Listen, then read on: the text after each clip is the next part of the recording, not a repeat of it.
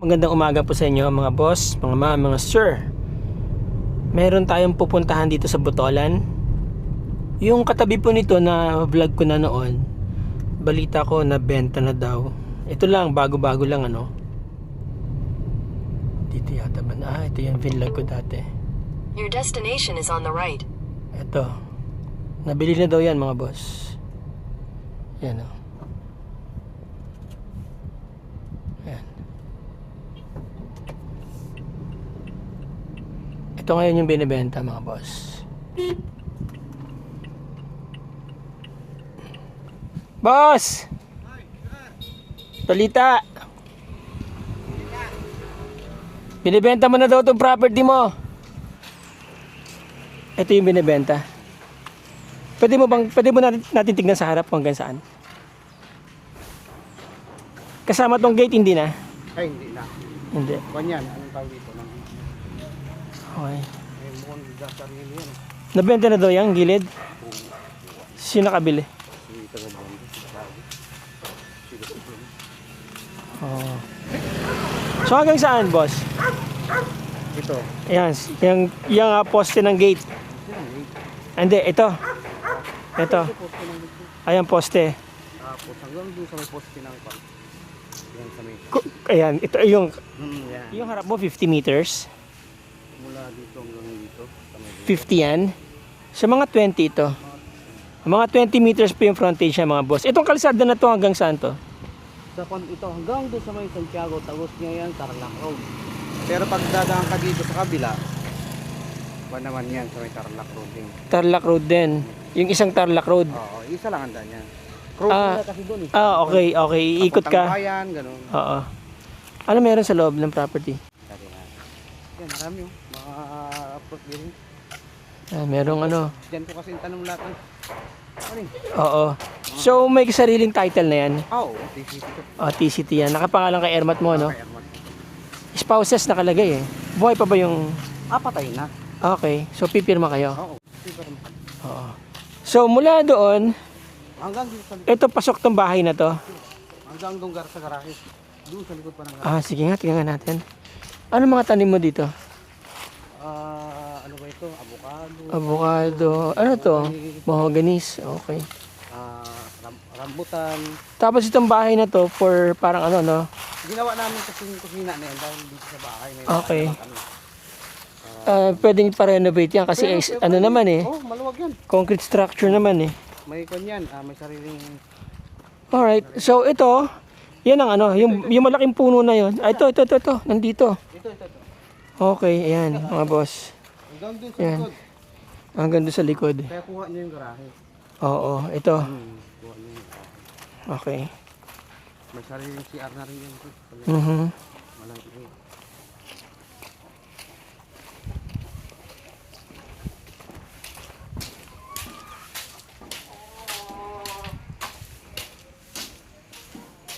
May face pan siya oh. Oh, may fish pond ka. Pinag-alagaan ko ng tilapia yan tsaka hito dati. Okay, gaano karaming tilapia na alagaan mo diyan? Kung siguro, nasa 5,000 ata. Pwede pa ba to? Pwede yan. Wala pa siyang leak. May leak siya pero nare-renovate. Oo, anuhan naman. Natatapalan yan.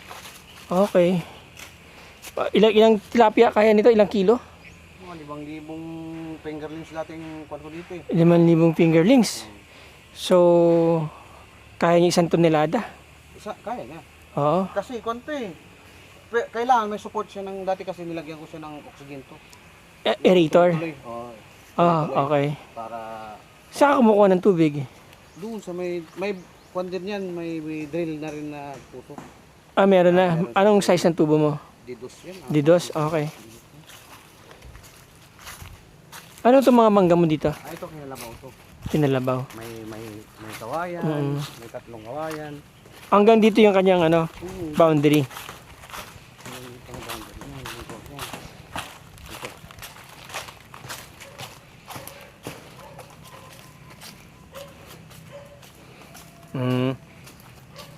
Tapat lang kayo nitong kabila, no? Ito. Oo. O mas mahaba ka pa ng konti. Ayan yung ano, muhon. Okay. Hanggang dun. Sa may Hanggang dun. tapos ng kawayan yan. Punta natin. Oo, sige. Dito tayo. Ano to kawayan mo, yung ano? Oh, yung kawayan. Kawayang tao? Kawayan kiling. Ah, kiling, yung walang tinik. Matinik. Ah, yung kawayang tao to. Kawayan tao ba yun? Oo, kawayang tao. Matibay na kawayan yan. Lilinisan lang. Hindi ko na naharap na nililigo. Trabaho ako. Saan ka nagtatrabaho ngayon? Sabay Ginebra? Di lahat yan lasing. Hindi naman ako nag-iinom ng... Ah, gano'n ba? Ito sa iyo pa rin yung kawayan. Okay. Alright mga boss. Just to give you a perspective mga boss ha. So magsisimula dito yung ano. So ito. Muhon nyo. Yan may muhon dito eh. Kasi ito. Pero ang alam kong muhon nito, sobra yung pagsukat nila ito. Sobra to, sobra. Diretso yan dun. Anyway, sige lang pa. Relocate na lang yan kapag ka may interesado. Ayan. Ito sobra ito. Okay. Hindi makukuha yan. Hindi na makukuha yan. Tapos dito dapat amon yan. Oh. Yan, oh, sobra yung sukat nila eh. Okay. Sabay sa amin kasi pa rin yan. Sa inyo pa rin to? Oh, pero nabenta na. Aha. Ito. Hanggang dito lang po. Okay. Hindi na pasok tong kawayan. Pasok. Ah, pasok. Pasok sa amin yan. Sa itong Pasok dito sa binibentang lupa. Okay. ito. Oo. Oo, pasok na pasok yung kawayan, ano? Ingat ka, baka may ahas. Ito. Saan? Ayan, nandyan yung mohon. Okay.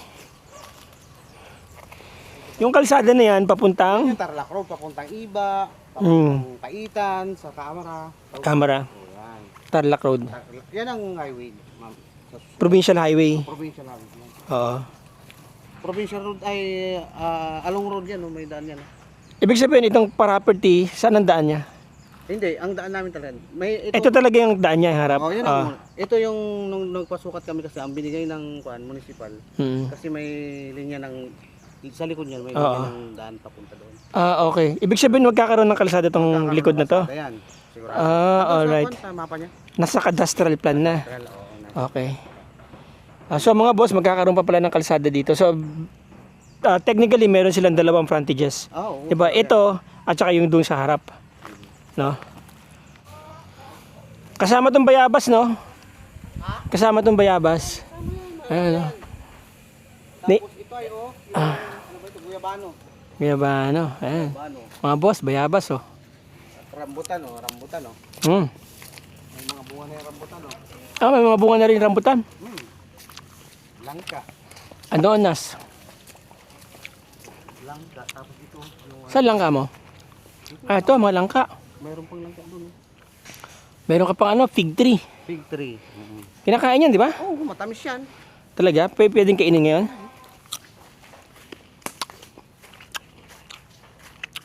May mga pinya. Ayan, Oo nga, no?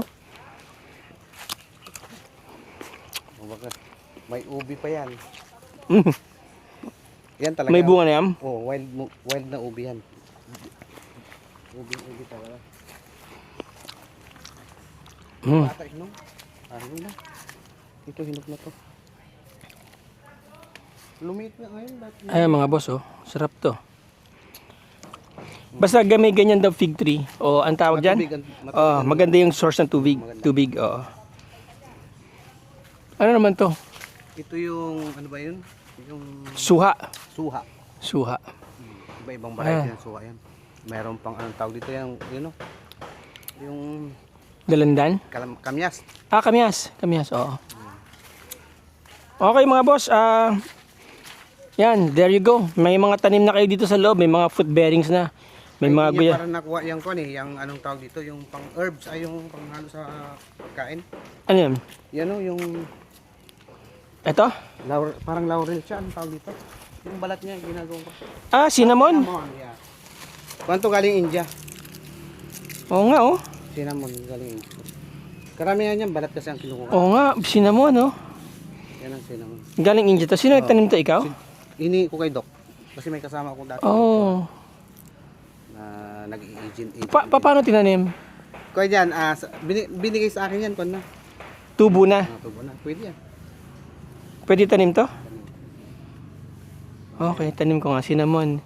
Yan ang cinnamon. Oo, pati amoy niya, cinnamon eh. Yung balat niya na mabango pag binilad. Oo. Di ba, hinahalo sa mga Ayan, no?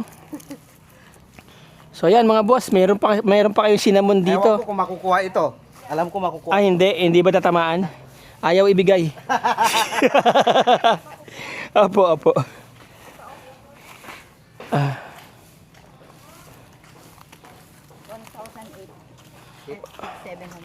8,700. 1,870. 870. So, ayan. Ito yung sa amin. Ito. Mm-mm. Ito. Okay. Ito naman yung sa inyo. Ito yan. Dito maluwag. Ito yung proposed na kalsada. Ito may kalsada to. Ayan, Ito yan yung sinasabi mo na sa likod. kalsada. Ito talaga kalsada. Ah, sa pool pala talaga yung harap. Ng kwan yan, ng municipal to. Oo. Hindi pwede nilang hindi ibigay yan. Oh, ilalagay sa amin. O syempre, gusto ng gobyerno natin lagi may proyekto. Oo. Di ba? Yan, Ayan. yan yung sinasabi kong kalsada niyan. Okay, tapos ito po yung titulo. Yan. Ayan. O ayan, mga boss. Kita nyo naman, may title. Okay na po. So, okay, there you go mga boss, mga sir. Again, ang property is 1,872 square meters. Titulado po, fronting concrete road mga boss, mga sir. Maluwag yung kalsada. Ito po, nagkoconnect yan sa Tarlac Road at saka sa National Highway.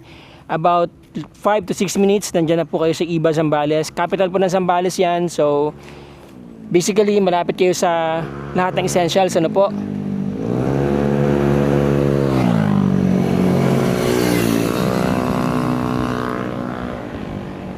And mula sa bayan, siguro mga 6 to 8 minutes, nandiyan na po kayo sa bayan ng Botolan.